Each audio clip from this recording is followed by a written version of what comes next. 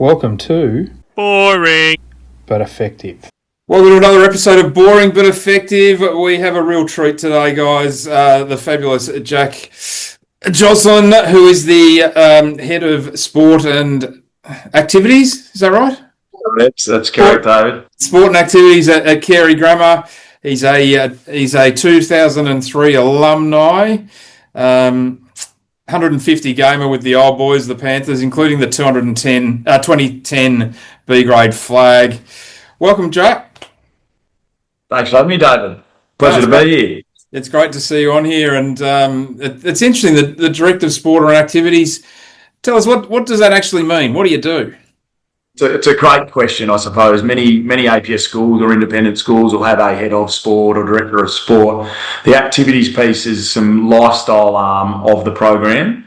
So we've got our core sports, clearly, your rowing, cricket, tennis, basketball, footy, netball, etc. But then your activities are more that lifestyle arm. So we offer fencing, mixed martial arts, fitness club, yoga, etc. for some students more in that top end. So our years 10, 11, 12s. Once the academic rigour becomes more substantial and maybe they want to choose their core sport, if it's a winter sport, for example, they can then in the summer jump into a more leisure sport that's going to complement that sport.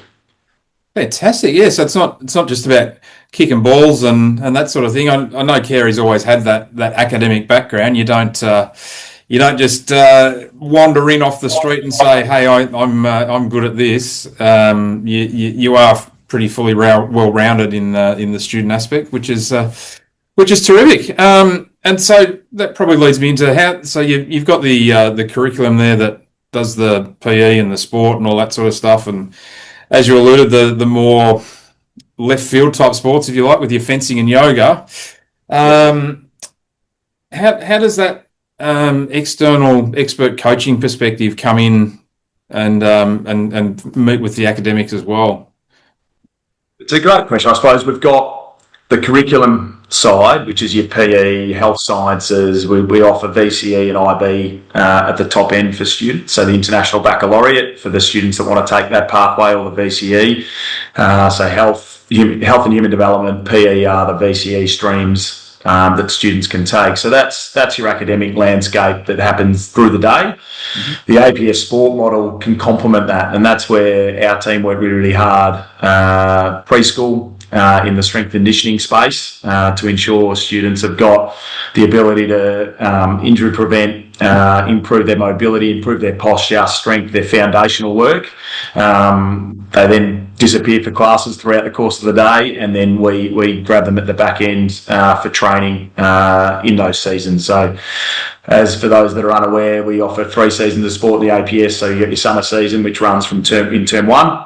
Term 2 and the first 4 weeks of term 3 is winter, and then we jump into a shortened spring season, athletics and water polo, back end of term 3, early term 4. So it's a busy time of things. In terms of your question around expert coaching, we're lucky we've got some external heads of sport. So if you're touching on your football, we got lucky enough to have Gavin Brown on board, ex-former Collingwood champion, who's been in the role for over 12 months now. So he's hired externally, full-time in the sport office, managing and overseeing the program, which is wonderful. We have similar in a range of other sports, which is great, which I suppose complements the internal staff expertise. Once upon a time, David, I think even when I was going through school, it was put on academic staff to run programs, to jump and be the cricket coach or be the tennis coach, but it wasn't necessarily their skill set. Yeah. Now with the expectation from students and parents, which is high, which is great, we're trying to get experts in those fields to ensure that students are getting the best chance for that development and pathway opportunity. I know exactly what you mean. A friend of mine was at Xavier there for a while, Matthew Healy, superstar, and used to tell us how he was in charge of Darren Berry, who was the external cricket man. Old Chuck Berry could play a bit. So yes. I hear exactly what you're saying. It's because APS sport is so competitive these days, right? If you're not getting Definitely. Someone of elite coaching background or have played at a higher level, you just get left behind, right? Yeah, you can do. I mean, there's some there's some definite experts in the field out there that haven't necessarily played at the high level, but it definitely helps from a promotional perspective to families and to students to say, we've got X in the role in your sport domain. Sometimes it's those wow factors that can add value and can get those students coming to your school for sure. Yeah. Well, you had a fairly handy Collingwood captain these days, but Darcy Moore was just a wonderful ambassador for your school, and he's just a beautiful human, as my lovely wife says. What a wonderful human he is. Well, he was school captain as well, so clearly a smart individual, very articulate, and he's continued on beautifully for the Pies. Yeah, so that probably leads us into the next bit. There's been quite a few high-profile people come through. You've had Australian cricket captains, there's tons of AFL draftees, you've had Olympians, World Cup winners. How does that actually start for you guys? Like, Carey's a bit different in that you don't go out and sort of cherry pick the very best. And this is probably your role more as well. How do you get those guys coming through in year 7 and 9 and then mould them through to year 10 and 11 in the senior school? Yeah, it's an interesting one because, as you mentioned, competitive field. 100% it is, and schools are out there especially investing significantly to try and win the illustrious APS premierships that are hard to win. You need a little bit of luck.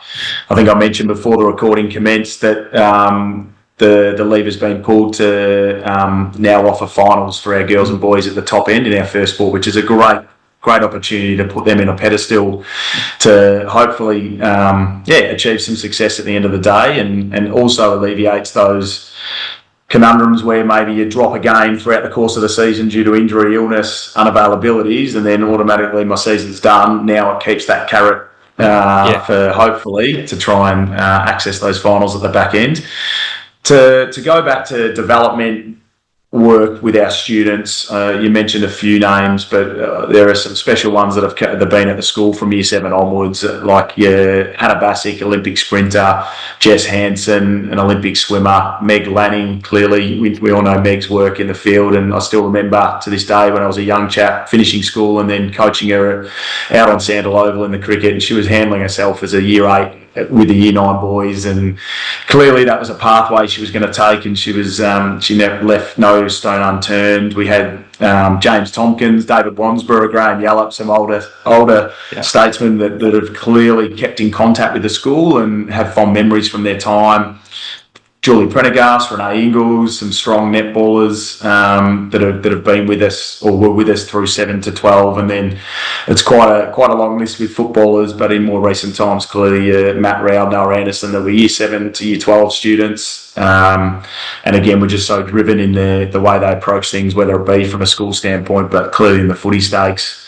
The Nick Dacos came as a year 10, but Ollie Dempsey, Ed Richards. Those two are probably really good stories because they were late bloomers. Ollie Dempsey was a point guard in the first basketball, won a premiership with them, and then moved over to footy late and played 6 games of APS footy and got drafted out of that. So some of those stories are wonderful. The development piece for us is making it that holistic. You used that word early, just to making sure there's that balance.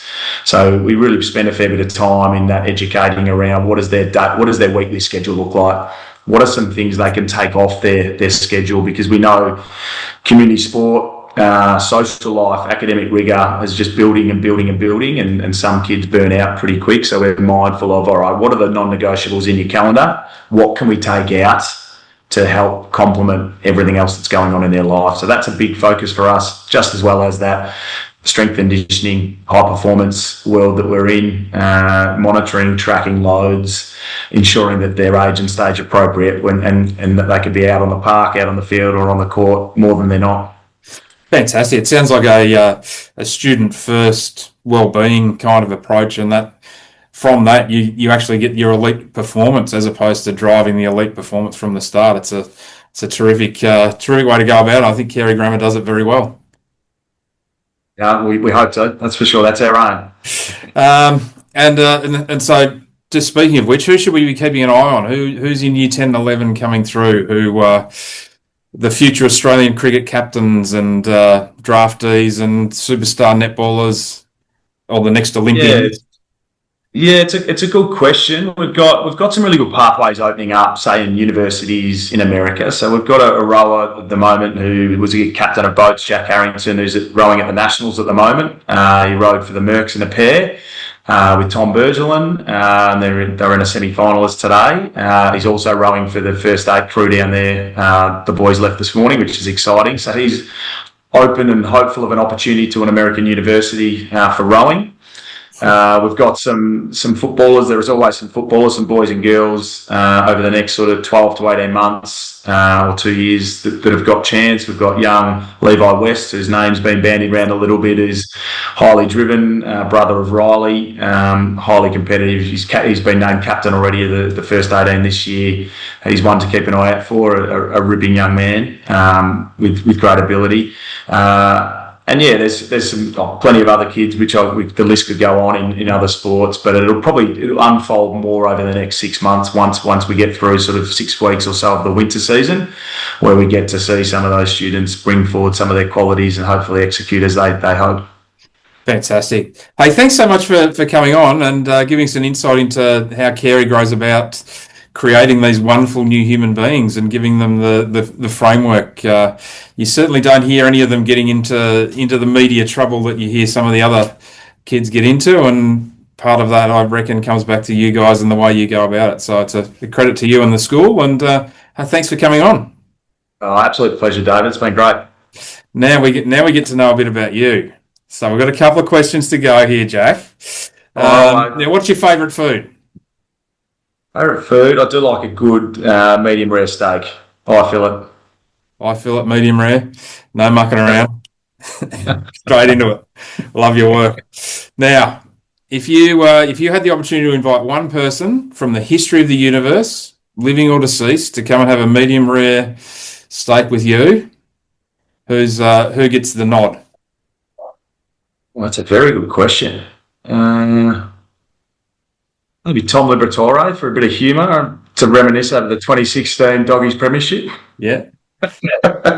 Really entertaining. Yeah. No. That's a tough question. Yeah. I think any high profile. I've clearly loved my sport and the role that I'm in. Any high profile sports man or woman that can share a nice steak and have a bit of conversation about how they got to where they got to, why they were successful in their domain, would be fascinating, I reckon. Well, liver it is. That sounds fantastic. Liver would be great. I reckon any of those guys from that era would be pretty good fun, I reckon, to have a steak. Or as I said, well, maybe we just get a table of 10 of all the ex-Carey alumni that have succeeded in their sport, which those names that I mentioned before, and it'll be a pretty good, robust discussion, I reckon, around what they loved about Carey and how they're succeeding in their sport. As I said, we've had some unbelievable female athletes that have performed on the high stage, which have come back and given some time at Carey from time to time, which is great. And a really good people and humans that continue to give back. That is, you could have not necessarily a sports person, but Tom Elliott of 3AW fame could come and compare and wax lyrical about his time at Carey. Yes. And Tom's lovely daughter Ava's in Year 12 this year, and she just finished the head of the schoolgirls and head of the river and swum for us last night at APS finals for swimming. Oh, good. And he dons the illustrious coat for goal umpiring in the girls' First 18 in the winter. So he's very much looking forward to doing that for us in a few weeks' time. Well, there you go, Tom. If you didn't know you had volunteered, you've now been voluntold. Good on you. That's terrific. Local sport. How good is it? Hey, Jack, I better let you go. Thanks so much for coming on. Pleasure. Great to chat, and all the best with what you're doing, the great work you're doing with the Carey kids there. It's fantastic. Good on you, mate. Too easy. Thanks, David. Boring. But effective.